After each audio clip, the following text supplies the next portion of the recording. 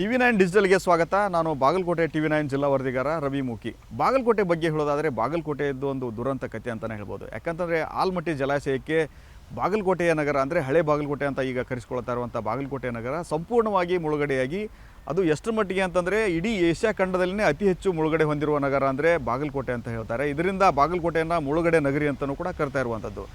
ಆ ಒಂದು ಮುಳುಗಡೆಯ ಸಂದರ್ಭದಲ್ಲಿ ಆ ಒಂದು ತಮ್ಮ ಹಳೆಯ ಪೂರ್ವಜರ ನೆನಪು, ಆಸ್ತಿ ಪಾಸ್ತಿ, ಮನೆ ಮಠ ಎಲ್ಲವನ್ನು ಬಿಟ್ಟು ಇನ್ನೊಂದು ಕಡೆ ಜನ ಬರಬೇಕಂದ್ರೆ ನಿಜವಾಗಲೂ ಕೂಡ ತುಂಬಾ ಬೇಸರದಾಯಕವಾದಂಥ ವಿಚಾರ. ಅದರ ಮೇಲಾಗಿಯೂ ಕೂಡ ಒಂದು ಒಳ್ಳೆಯ ಕಾರ್ಯಕ್ಕೆ ಇಡೀ ಬಾಗಲಕೋಟೆ ಜನ ತಮ್ಮ ಪೂರ್ವಜರ ನೆನಪುಗಳನ್ನು, ಮನೆ ಮಠಗಳನ್ನು ತ್ಯಾಗ ಮಾಡಿ ನವನಗರ ಎಂಬ ಹೊಸ ಬಾಗಲಕೋಟೆಗೆ ಶಿಫ್ಟ್ ಆಗ್ತಾ ಇರುವಂಥದ್ದು. ನವನಗರ ಈಗಾಗಲೇ ಬಾಗಲಕೋಟೆಯಲ್ಲಿ ನವನಗರ ಯೂನಿಟ್ 1, ಯೂನಿಟ್ 2 ಅಂತ ಈಗಾಗಲೇ ಸಂಪೂರ್ಣವಾಗಿ ಕಾಮಗಾರಿ ಮುಕ್ತಾಯ ಇರುವಂಥದ್ದು. ಮತ್ತು ಇನ್ನಷ್ಟು ಜನ ಸಂತ್ರಸ್ತರಿಗೆ ಯೂನಿಟ್ 3ರ ಹೆಸರಲ್ಲಿ ಮತ್ತೆ ಈಗ ಅವರಿಗೆ ಪುನರ್ವಸತಿ, ಪುನರ್ನಿರ್ಮಾಣ ಮಾಡುವಂಥ ಕೆಲಸ ನಡೀತಾ ಇರುವಂಥದ್ದು. ಇಂದಿಗೂ ಕೂಡ ಇಷ್ಟೆಲ್ಲ ಆದರೂ ಕೂಡ ಇಂದಿಗೂ ಸಹಿತ ಬಾಗಲಕೋಟೆ ಜನರು ತಮ್ಮ ಮನೆಗಳಿಗಾಗಿ, ಹಕ್ಕುಪತ್ರಗಳಿಗಾಗಿ, ಸೈಟ್ಗಳಿಗಾಗಿ ಪ್ರತಿನಿತ್ಯವೂ ಕೂಡ ಬಾಗಲಕೋಟೆ ಪಟ್ಟಣ ಅಭಿವೃದ್ಧಿ ಪ್ರಾಧಿಕಾರ ಕಚೇರಿಗೆ ನಿತ್ಯವೂ ಕೂಡ ಅಲೆದಾಡುವಂಥ ಸ್ಥಿತಿ ಇಂದಿಗೂ ಕೂಡ ತಪ್ಪಿಲ್ಲ ಅಂತಲೇ ಹೇಳ್ಬೋದು.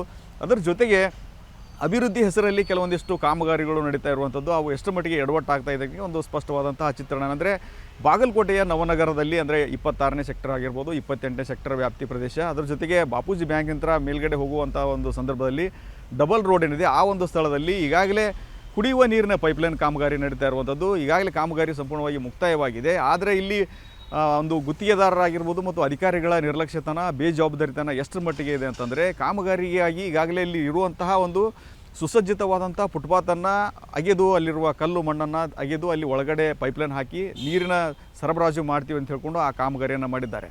ಅದು ಒಂದು ಒಳ್ಳೆಯ ವಿಚಾರ. ಯಾಕಂದರೆ ಜನರಿಗೆ ಮೂಲಭೂತ ಸೌಲಭ್ಯಗಳಲ್ಲಿ ಕುಡಿಯುವ ನೀರು ತುಂಬಾ ಪ್ರಮುಖವಾಗಿರುವಂಥದ್ದು. ಅವರಿಗೆ ಕುಡಿಯುವ ನೀರನ್ನು ತಲುಪಿಸಲಿಕ್ಕೆ ಈ ಒಂದು ಕಾಮಗಾರಿ ಮಾಡಿದ್ದಾರೆ. ಆದರೆ ಆ ಕಾಮಗಾರಿ ಮಾಡಿದ ನಂತರದ ಸಂದರ್ಭದಲ್ಲಿ ಏನಾಯಿತು ಯಾಕಂತಂದರೆ, ಈಗಾಗಲೇ ಮೊದಲೇ ಫುಟ್ಪಾತಿಗೆ ಕೋಟ್ಯಾಂತರ ರೂಪಾಯಿ ಖರ್ಚು ಮಾಡಿ ಆ ಫುಟ್ಪಾತನ್ನು ಮಾಡಿರ್ತಾರೆ.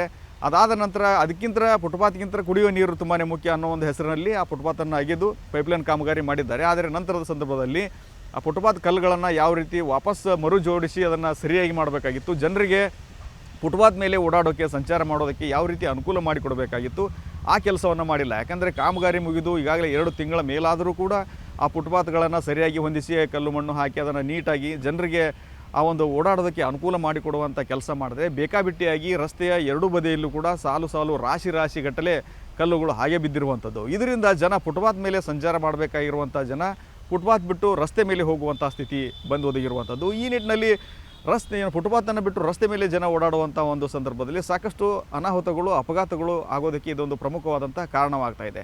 ಯಾಕಂದರೆ ರಸ್ತೆ ತುಂಬಾ ಸುಸಜ್ಜಿತವಾಗಿರುವಂಥದ್ದು, ಹೈಟೆಕ್ ರಸ್ತೆ ಆಗಿರೋದರಿಂದ ಅಲ್ಲಿ ಓಡಾಡ್ತಾ ಇರುವಂಥ ವಾಹನ ಸವಾರರು ತುಂಬಾ ವೇಗವಾಗಿ ವಾಹನವನ್ನು ಚಲಾಯಿಸ್ತಾರೆ. ಇಂತಹ ಸಂದರ್ಭದಲ್ಲಿ ಫುಟ್ಪಾತ್ ಮೇಲೆ ಹೋಗದೆ ಜನ ರಸ್ತೆ ಮೇಲೆ ಹೋಗ್ತಾ ಇರುವಂಥದ್ದು ಎಷ್ಟು ಸೂಕ್ತ. ಅದರ ಜೊತೆಗೆ ಅಲ್ಲಿ ಅಕ್ಕಪಕ್ಕದ ಕೆಲವೊಂದಿಷ್ಟು ಶಾಲೆಗಳು ಕೂಡ ಇವೆ, ಮಕ್ಕಳು ಕೂಡ ಆ ಒಂದು ರಸ್ತೆಯಲ್ಲಿ ಓಡಾಡ್ತಾರೆ. ಮತ್ತು ಅದರ ಜೊತೆಗೆ ಎಲ್ಲ ಸಾರ್ವಜನಿಕರು ಓಡಾಡೋದ್ರಿಂದ ಇವರು ಫುಟ್ಪಾತ್ ಕಾಮಗಾರಿಯನ್ನು ಯದ್ವಾ ಮಾಡಿ ಅದನ್ನು ಸರಿಯಾಗಿ ಅದನ್ನು ಜೋಡಣೆ ಮಾಡದೆ ಬೇಕಾಬಿಟ್ಟಿಯಾಗಿ ಬಿಟ್ಟು ಈ ರೀತಿ ನಿರ್ಲಕ್ಷ್ಯತನವನ್ನು ತೋರಿದ್ರಿಂದ ಅದು ಸಾರ್ವಜನಿಕರಿಗೆ ಅನಾಹುತಕ್ಕೆ ಒಂದು ಆಹ್ವಾನ ನೀಡುವಂಥ ಕೆಲಸ ಆಗಿದೆ.